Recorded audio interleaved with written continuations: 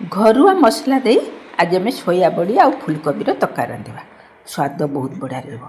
प्रथम शेष जाए देख भल लगे लाइक कर शेयर कर चैनल जदि नुआ सब्सक्राइब करने को जमार भूलुनि।